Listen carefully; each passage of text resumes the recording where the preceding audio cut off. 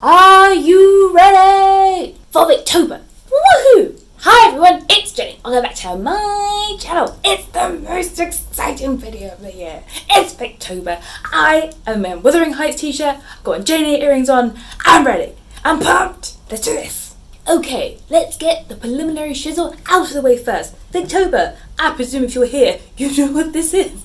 But it is a month-long readathon where you read Victorian literature, and it is hosted by Katie from Books and Things and Lucy from Lucy the Reader and Kate Howe, and they all have challenges. It's all very exciting, and I'm going to go through stuff. So a lot of these prompts I have multiple books that fit, so I'm not necessarily being strict about which book counts which prompt, but briefly, Lucy's prompt is to read a book that has a female protagonist, and for this I am going to read The Story of an African Farm by Olive Schreiner. Caveat, disclaimer, yes, she was South African, but she lived in England for a really long time and was quite, not renowned, but like well known in literary circles in England, and this was on my Victorian literature course at university, so I get to count it, I'm going to say. And I've been meaning to read it ever since then because I read 60 pages and I didn't finish it because it was the end of the year, and I want to actually read it because it's a new woman novel, it's a feminist novel, so I think it would be perfect for this prompt. And then Katie has a prompt to read a book that is set in the country and or the city, so even though it isn't a novel, I have got Sketched by Both by Dickens, which was actually the first thing I think he had published, like the first notable work. It's kind of small vignettes of him going around the city of London and about the different places and people that he sees. So that'll be fun, and I'm sure, again, pretty much every book I read is going to count for that prompt almost. And then Kate's prompt is to read a sensation novel and shock horror. I don't have one. Sorry, Kate. I just want to pick ones I actually really have on my TBR, and I don't have a sensation novel I haven't already read. Soz babes. And then the group challenge is to read a book that is popular or a bestseller, either is really popular now or was a bestseller back then. So I'm going for a bestseller back then, which is going to be Romola by George Eliot. I have found an audiobook with just the most lovely, gentle voiced narrator. I'm very excited about it. I know nothing apart from it. I think it's set in the 17th century. It's set in Italy, and I think it's definitely historical, and that's literally all I know about it. But I love George Eliot, and it's the one book I don't really hear very much about, particularly with her work. So that's going to be my choice for that. The group read is Gothic Tales by Elizabeth Gaskell, and I was already planning on getting this next year. Yes, I do think that far ahead for my Victober, to be honest. So nerdy. But I will not be reading that this year because I have other Elizabeth Gaskell short stories to read. I know I put this on my TBR before, but I'm determined to read this so I can return it to the library. This is The Moorland Cottage and Other Stories. The Moorland Cottage is more of a novella. It's actually the inspiration for Middle of the Floss, which I read last year or maybe the year before for Victober. So very interested to read this. I know I've read a couple of these short stories already, like Manchester Marriage, but I'll read them again. It's Gaskell. Whoa! And notes.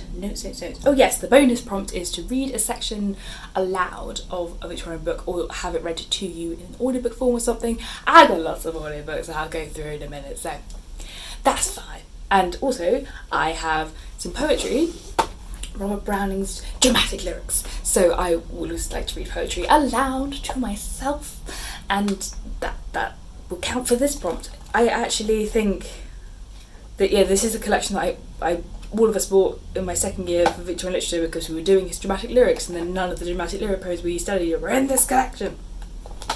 Damn it. So I need to read this to make it worth buying all those years ago. And on top of random shizzle, I have said, and I'm now making good on the fact that I will read Treasure Island by Robert Louis Stevenson for Victober. I think this will be fun. The only thing I've read by him before is The Strange Case of Dr. Jekyll and Mr. Hyde, so this is a very different vibe from that, and it's short, so feeling excited to finally read this classic.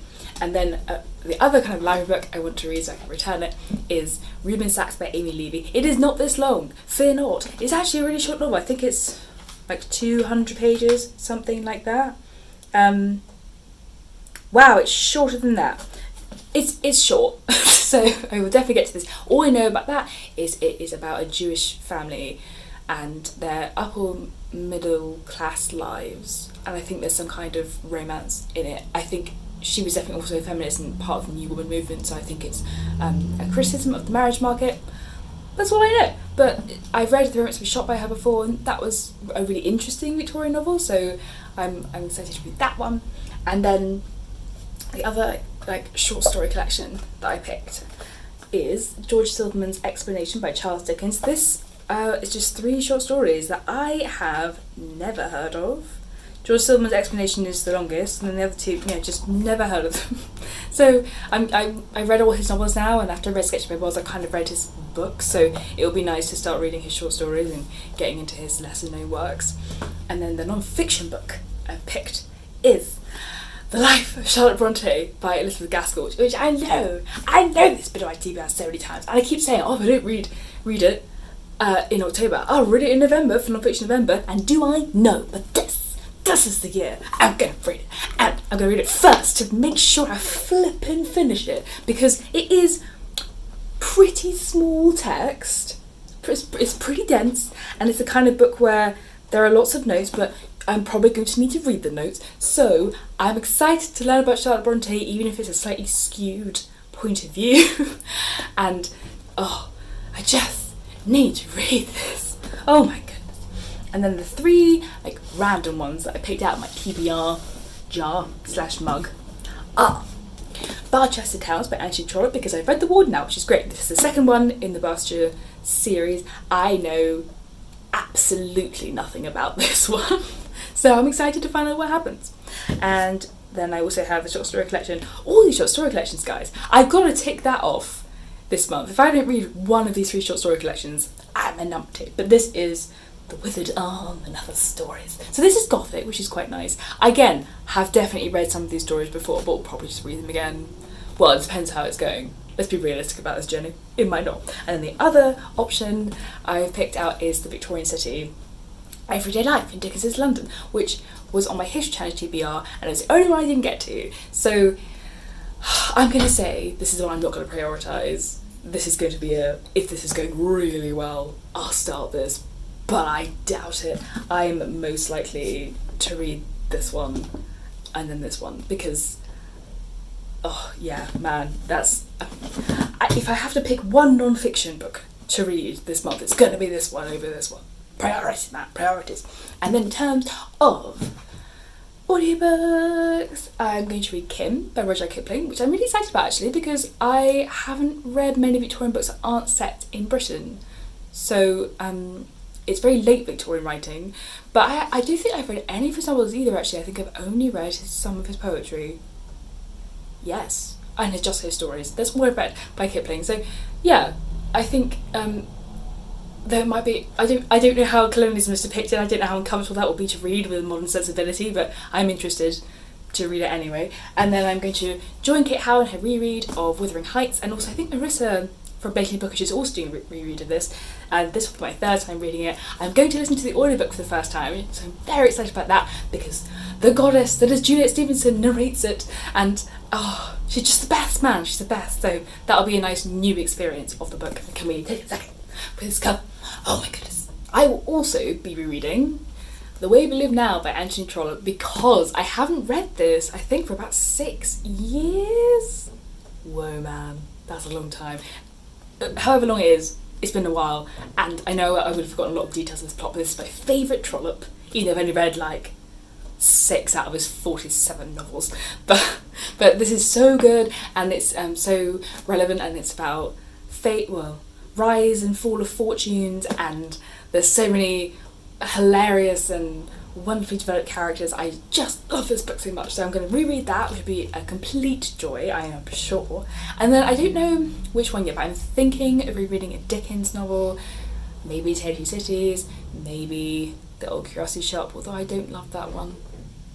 I don't know, but I've got most of his books in the audiobook now, so I'll probably have a go at one of them. And who knows what else. It's a really nice time to reread books, and I'm also quite tempted to reread Wives and Daughters, but I'm also aware that I already have quite a few long audiobooks to get through, so I'll see how that goes.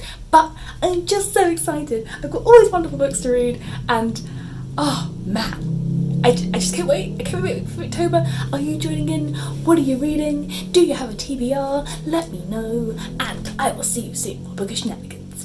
Bye!